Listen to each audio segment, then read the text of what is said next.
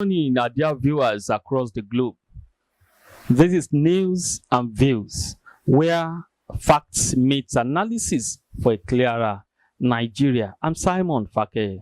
This morning, we are reviewing the news headline, Court rulings on PDP and ADC, the way forward for both parties. We need to discuss and express views on this news item because of varied confusing interpretations that has been on the internet since yesterday. Some are of the opinions that the court has allowed them to go ahead with the structure they had, that there's no more issue. Whereas what the court is saying in a simple term is that go home and resolve your crisis internally by following their respective parties' constitution. So what is the way forward? There is a single solution that contains some processes. It's in line with what the court said.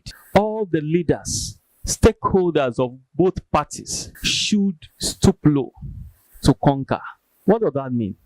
They all must swallow their pride. They must bury their ego so that they can make headway.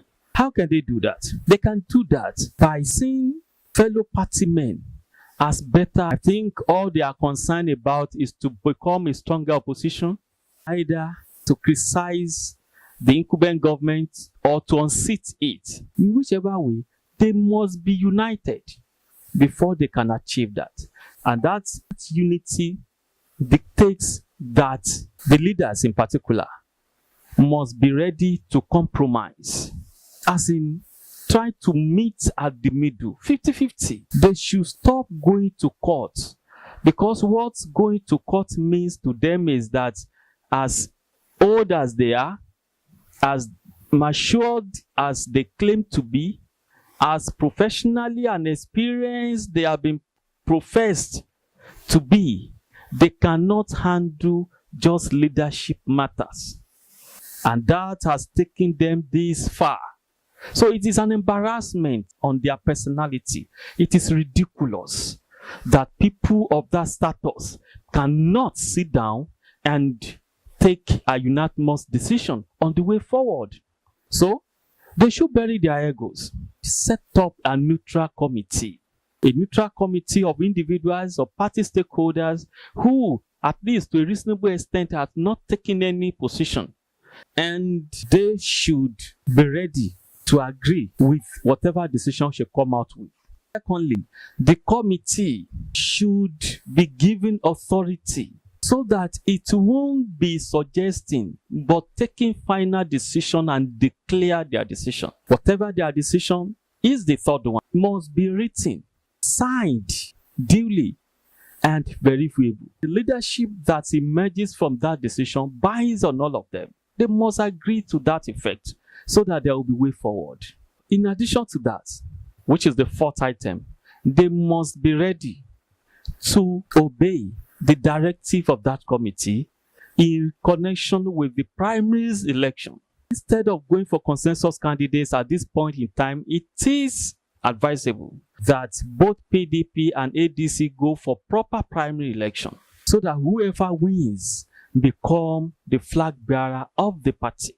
That will present a rancor-free primary election.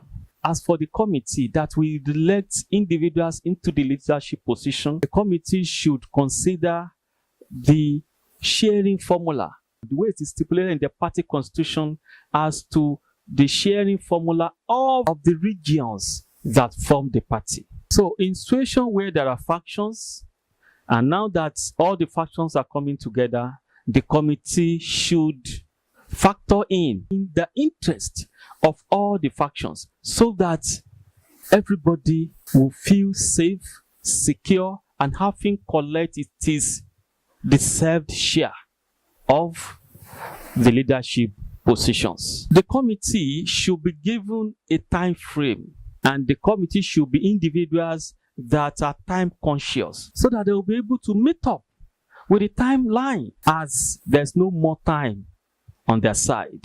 So the committee must be able to work with time and come out with their decisions in time, the time must be fixed and they must be duly monitored so that at least there will be opposition competing favorably with the incumbent president. So the last step is that all stakeholders must sign a kind of peace accord deal that whatever becomes the decision of the committee, they will all agree and abide by it. Members of the two political parties would not be happy seeing the leaders of the party going to court anymore.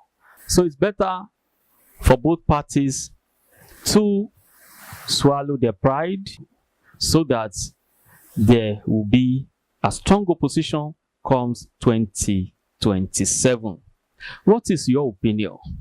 Do you think the crisis is beyond internal resolution? What would be your advice for individuals like former President Atiku Abubakar? What would be your advice for individuals like former Osun State Governor or former Senate President David Mark and all those long-time politicians in both parties? We'll be waiting for you at the comment section. Until tomorrow when we come your way.